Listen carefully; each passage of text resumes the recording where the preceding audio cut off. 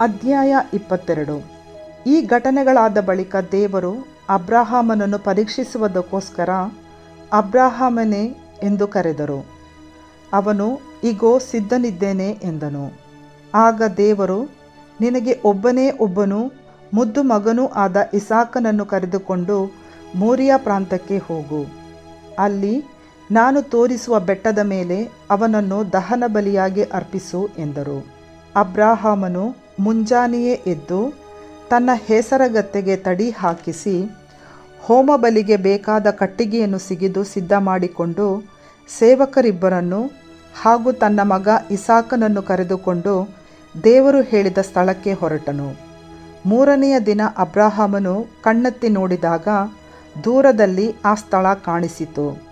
ಅವನು ತನ್ನ ಸೇವಕರಿಗೆ, ನೀವು ಇಲ್ಲೇ ಕತ್ತೆಯನ್ನು ನೋಡಿಕೊಂಡಿರಿ, ನಾನು ನನ್ನ ಮಗನು ಅಲ್ಲಿಗೆ ಹೋಗಿ ದೇವಾರಾಧನೆ ಮಾಡಿಕೊಂಡು ಪುನಃ ಇಲ್ಲಿಗೆ ಬರುತ್ತೇವೆ ಎಂದು ಹೇಳಿದನು.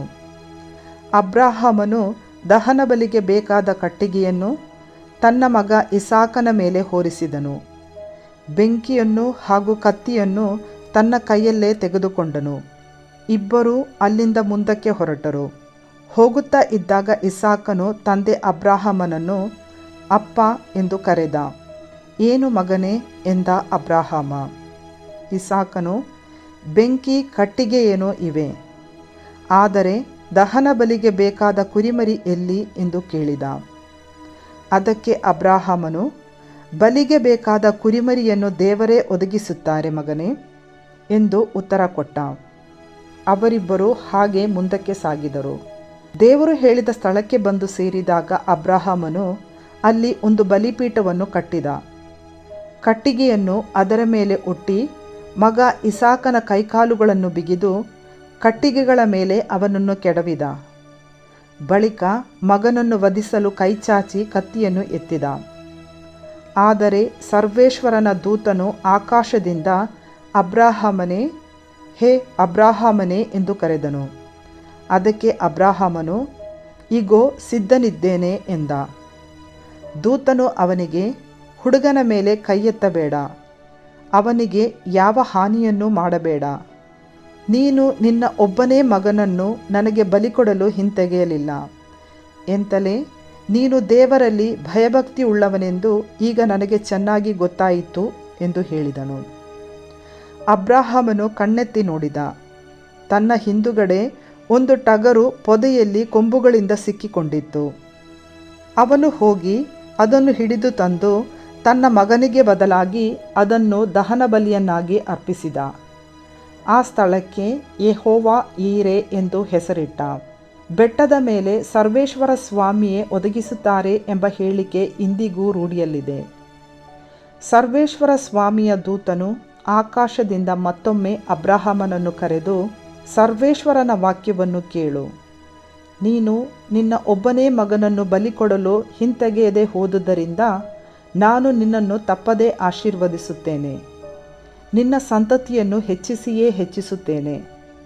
ಅದನ್ನು ಆಕಾಶದ ನಕ್ಷತ್ರಗಳಂತೆಯೂ ಸಮುದ್ರ ತೀರದ ಮರಳಿನಂತೆಯೂ ಅಸಂಖ್ಯವಾಗಿ ಮಾಡುತ್ತೇನೆ.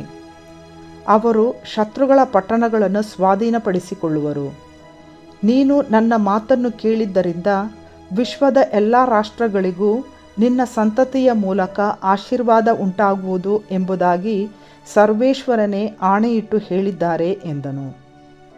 ತರುವಾಯ ಅಬ್ರಹಾಮನು ತನ್ನ ಸೇವಕರ ಬಳಿಗೆ ಮರಳಿ ಬಂದನು. ಅವರೆಲ್ಲರೂ ಜೊತೆಯಾಗಿ ಬೇರ್ಷೆಬಕ್ಕೆ ಹೋದರು. ಅಲ್ಲೇ ಅಬ್ರಹಾಮನು ವಾಸ ಮಾಡುತ್ತಿದ್ದನು. ಕೆಲವು ಕಾಲವಾದ ಮೇಲೆ ಅಬ್ರಹಾಮನಿಗೆ ತನ್ನ ತಮ್ಮನಾದ ನಾಹೋರನಿಗೆ ಮಿಲ್ಕಳಿಂದ ಮಕ್ಕಳಾದವು ಎಂಬ ಸಮಾಚಾರ ಮುಟ್ಟಿತು. ಅವರುಗಳ ಹೆಸರು ಇವು: ಚೊಚ್ಚಲನಾದ ಊಚ್, ಇವನ ತಮ್ಮ Booch, Kemuel, Chesed, Hazo, Pildash, Jidlaph ಮತ್ತು ಬೆತೂವೇಲ್. ಬೆತೂವೇಲನು ರೆಬೆಕ್ಕಳ ತಂದೆ. ಈ 8 ಮಂದಿಯನ್ನು ಮಿಲ್ಕಳು ಅಬ್ರಹಾಮನ ತಮ್ಮನಾದ ನಾಹೋರನಿಗೆ ಹೆತ್ತಳು. ಇದೂ ಅಲ್ಲದೆ ಅವನ ಉಪಪತ್ನಿಯಾದ ರೂಮಳೆಂಬುವಳು ಟೆಬಹ, ಗಹಮ್, ತಹಷ್, ಮಾಕ ಎಂಬುವರನ್ನು ಹೆತ್ತಳು.